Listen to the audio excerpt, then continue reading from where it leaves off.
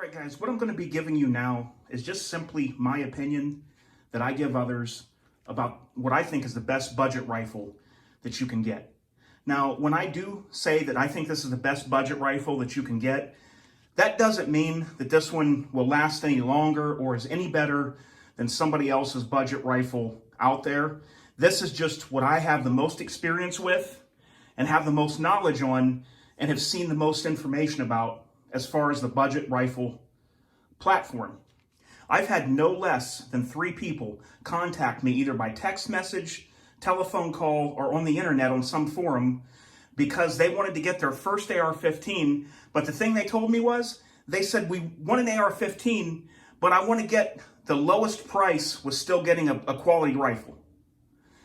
And basically this happened after the pandemic that's going on out there, when people started to see that, you know, you could be on your own and the government's not going to be able to just step in, and, you know, there's very few police and whatever you want to rely on compared to how many people there are out there. It's going to be up to you to protect your family a lot of the time. So a lot of people are kind of getting their mind thought and their senses together and thinking, what will I need and what would be the best for me if something were to go down? Now, I'm going to talk to you in a minute about some of the points I wrote down that I wanted to make a memo of why the AR-15 is so popular and what the advantages are of an AR-15 that I tell to new shooters. What you see on top there is an M&P 15T. It's the tactical. And what you see on the bottom is the M&P 15 Sport. Now, they also have the Sport 2 that has the dust cover and the forward assist on it now. And I like that just as much. This just happens to be the one that I have on the table. And that is my pick that I tell people for what I believe is the best budget rifle you can buy for the money. I bought that because it was on sale for, I believe it was $549 at the gun store, some kind of special, and I went ahead and picked it up. I figured, hey, for $549, that's kind of like a handgun to me, like a polymer gun. The one on the top has approximately 1,800 rounds through it. That gun has been through a carbine rifle class. It's the same upper and lower as that 15, except for it's got the forward assist. Everything's the same pretty much, except for it comes with the handguard on there, which is kind of heavy. It comes with a little bit of a different stock. This one I replaced with that B5 Bravo. You're not going to get that on the M&P Sport. I replaced that. That's a really nice higher end stock. But that came with a little bit better stock and really not much difference. And they want a few $100s more for the M&P 15T, the tactical model. It's got the grenade cut in the barrel up there, as you can see. These ones have just the plain barrel. And one of the first things I want to tell you about, guys, when we speak of the barrel is kind of the advantage of the Smith & Wesson M&P on the barrels. Because a chrome line barrel is a great barrel, but you lose just a hint of accuracy. Now, regular average shooters will probably never notice the accuracy loss on a chrome line barrel, but if you were a competition shooter and you shot for a living, you might notice just a hair bit of difference in shooting. So the chrome lining is done to help protect the barrel from wear when these high velocity rounds are fired. So these Smith & Wessons are not chrome lined. Now, an unchrome lined barrel will wear quicker and wear out faster than a chrome lined barrel, but these will not, because Smith & Wesson does a melanite treatment on the inside and outside of the barrels, completely treats the steel against corrosion, rust, and wear. Most say it's better than chrome lining as far as wear resistance and rust resistance. And there is no chrome lining in the barrel.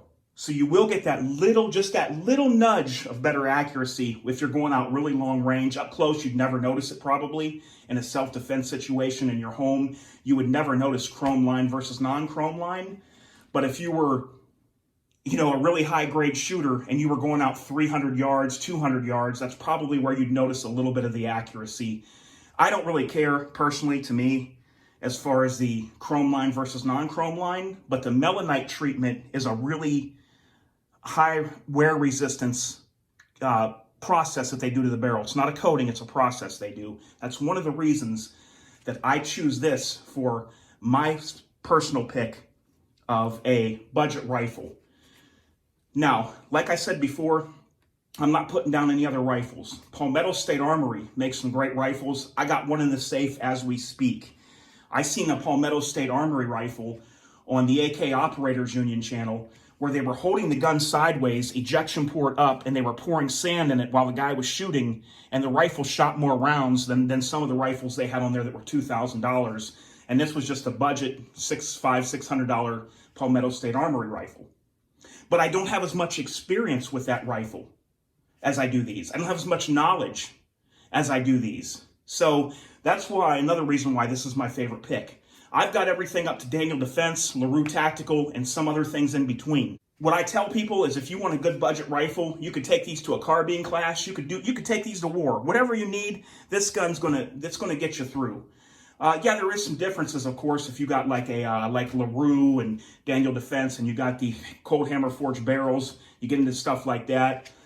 You really get into some big stuff. Bolts and bolt carrier groups, MPI tested. That's some good stuff. Now, let's talk about why I recommend these guns to new shooters if they don't at first tell me that they want one of these and they ask me what my opinion is for home defense. Let me tell you a reason why I recommend the AR-15 to most shooters. These are very low recoil rifles. The AR-15 is not a high recoiling round. Very easy to handle from everybody from a 13-year-old to a 100-pound female to the biggest male. Everybody can handle these. You can adjust the stock to fit each shooter accordingly. You can pull it in or out and adjust the length of pull so that it more fits you with a custom fit. Another thing is high round capacity.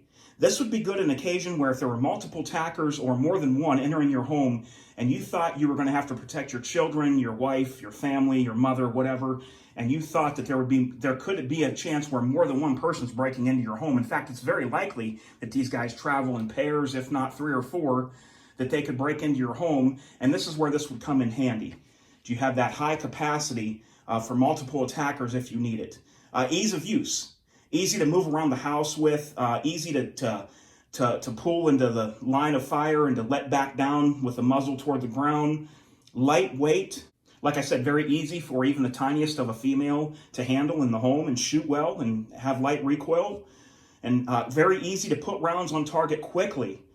Very easy, fast reloads are able to be done with these rifles. The ability to customize this from the muzzle brake all the way to the buttstock and everywhere in between, and just to basically click on lights for home defense, lasers for home defense, whatever else you need. It's just pretty much click it on and clip it down, and you can have on there scopes, lights, and lasers, whatever you need, and you can change out anything in between, slings. Very modular rifle. The possibilities are almost endless of what you can do to this thing. And so it can fit almost any shooter, and you can move that stock in and out and have it where you need it to be, and anybody's going to be able to run this thing with pretty much relative ease. Another very valid reason of why I think this is the best budget rifle out there is just simply because of Smith & Wesson's lifetime warranty. I've used the warranty with Smith & Wesson before, and not only was it just as easy as a phone call without many questions asked, they actually sent the box and a shipping label for me to ship it back. I didn't have to pay to ship the gun back. They paid for all that, fixed it, and shipped it back to me. I had problems with the wear of finish wear on a little 38 snub nose revolver. It was a little titanium revolver, and some of the finish had been getting these little gray lines through it. It was known to do that, and they took the thing back and they recoated it, sent it back to me, and said, hey, if you ever have problems again, let us know. We'll take care of it. Smith & Wesson's warranty and their warranty people are top notch, and you have to put that into consideration when you're talking about what you like and what you dislike about different rifle companies, because that can be a valid point that'll push someone over the edge to pick a particular rifle, is knowing that Smith & Wesson has your back 100%. If you go out and fire this thing and you go through a carbine class, and let's just say, for instance, the bolt cracks from the carbine class, Smith & Wesson is going to ship that back, take care of it for you 100%, no questions asked. So you're totally covered in that way. So that is just my personal opinion and my reasons for why the Smith & Wesson M&P Sport or M&P Sport 2 is my #1 pick of best rifle for the money. If you want to go low budget, but you still want a quality rifle, that I would say you can protect your family with this. Guys, in the comments below, let me know your best budget pick and your experience with it and how it's been for you. I'd really be interested in hearing that, and also my viewers. they can look through that as well. It might help them if they're looking for a rifle. Let them know if you have something out there that's budget and you've shot 3,000 rounds through it. Let them know if you have something you shot 3,000 rounds through and it's still running great and you have great experience with them and the customer service. It might help them to make up their mind. All right, now let's do some close-ups here, guys. Now, what you would get this with on the M&P Sport or Sport 2 is you would have the old style handguard up here that's just like a round tube and you can't attach anything to. For not very much money at all, I don't remember how much, I just took that off very easily. I could do it at home. I ordered this Magpul handguard right here, and I put on this MOE vertical grip. I put a sling swivel stud right there, and I put on the Magpul grip back here and the B5 stock right here. I was just playing around. You don't have to do any of this. You can take this rifle and go to a carbine class, go shooting, whatever you need to do. You don't have to do any of that. I just did it just to do it. Put this sight on there, the Magpul flip-up sight. Very good. Let's give you some close-ups here.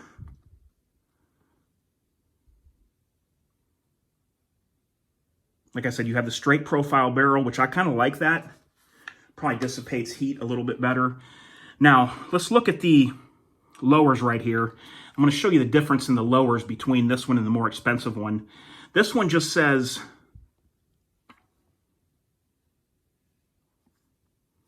model M&P 15.